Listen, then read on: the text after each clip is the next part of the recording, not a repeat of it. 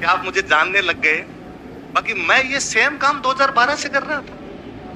2012 से सुबह 7 से 7 तक सांगा गुम्बाई करता हूं मैं सारे दिन।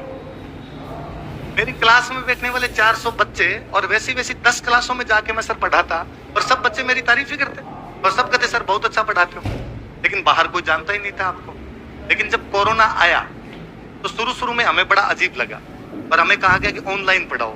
लगा यार ऑनलाइन कैसे पढ़ाएंगे, क्लास सामने बैठी नहीं और कैमरे के सामने जाके खुद ही हंसो और ये मन में सोचो कि सामने वाला भी हंसता होगा।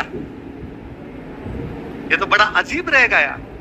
और फिर हमें और लगा कि यार अपने तो क्लास में कई चलता हुआ बातें भी कर जाते हैं, तो लगता है कि यार क्लास में तो बच्चों के सामने चल जाती है, किसी बड़े आदमी के सामने जाएगी तो लगेगा कि यार क्या ठेठ मूर्खों जैसे गांव की सी बातें करता रहता है।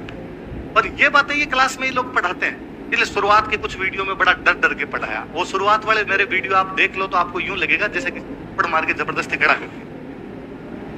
धीरे धीरे थोड़ा भय खुला। ऑफलाइन क्लासेस शुरू हुई तो हमने कहा कि जो बच्चे कोरोना में, कई बच्चे तब भी नहीं आए, ऑफलाइन शुरू हो गई, तो जो बच्चे घर बैठे हैं उनको हम क्लास वाली ऑफलाइन डायरेक्ट ऑनलाइन देंगे।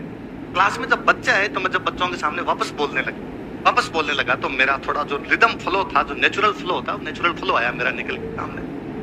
और तब मुझे पता चला कि यार अपने जो ये देसी कहानियां सुनाते हैं लोगों की, ये ही समझ में आती है, बाकी तो समझ में नहीं आता है कुछ।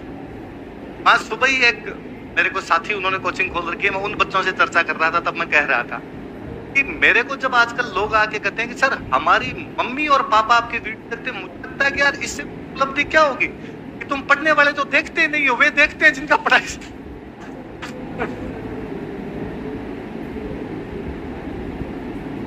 इनका पढ़ाई से लेना देना ही नहीं है कोई, वो वीडियो देख रहे हैं। मुझे मेरे साथ में मैम पढ़ाते हैं तो सीनियर है काफी, तो वो दीदी मेरे को एक दिन बोले कि मेरी मम्मी कौन या हमारे परिवार को ये लगता है कि आपको तो चौथ की कहानी भी आती है, और महिलाएं जब चौथ का व्रत करती है तो आपसे कहानी सुन के खोल सकती है व्रत। आजकल लोगों को चौथ की कहानी नहीं आ रही है। तो मैं क्लास में उदाहरण भी देता और देता। एक किसी यूं आपकी तरह बच्चों से कहीं चर्चा करने के लिए गया हुआ था, वहां मैं सर के बारे में बोला और मैंने कहा कि मैं अक्सर क्लासों में बोलता रहता था कि यार मैंने जो सीखा कि अक्सर लोग मुझे यूं कहते हैं कि सर आप अच्छा बोल लेते हो, अच्छा नरेट करते हो, आप स्टोरी टेलिंग अच्छी करते हो। तो मैं हमेशा बच्चों को क्लास में कहता ही था कि मैंने ये सर से सीखा है, किशोर सर का मेरे पे खूब प्रभाव है, भयंकर प्रभाव है। एक किसी वीडियो के अंदर बोला, सर को किसी ने वीडियो भेज दिया, सर का मेरे पास शाम को फोन आया। मेरी सर उस दिन वाकई मेरी 1 मिनट तक बोलने की हिम्मत नहीं थी कि मैं बोलूं कैसे, कि सर से कैसे बातचीत की जाए। इससे पहले भी जब मैं कभी क्लासों में पढ़ाता और मुझे कोई बाहर निकल के कई बार कोई बच्चा कहता सर किशोर जी को पढ़े गए, हाँ तुझे कैसे पता चला, बात रिपीट करो सेम री सेम।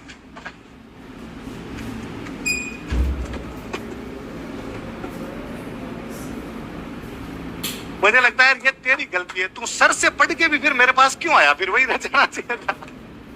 अब मेरे पास वही बातें जो सर से सीख के तो वही बताऊंगा यार, दूसरी तो कौन सी बात बताई जाए। आज मुझे लगता है कि मेरी जिंदगी में इससे बड़ा अचीवमेंट न प्राप्त किया है, न कभी कर पाऊंगा कि मैं आज सर के बराबर बैठा था और सर के सामने मैं बोल पा रहा हूँ। इधर लिटरली मैं आप बैठे हो इसलिए ऐसा कुछ ही नहीं, मेरा तारीफ करने का स्वाभाविक उद्गार है सर मेरे इस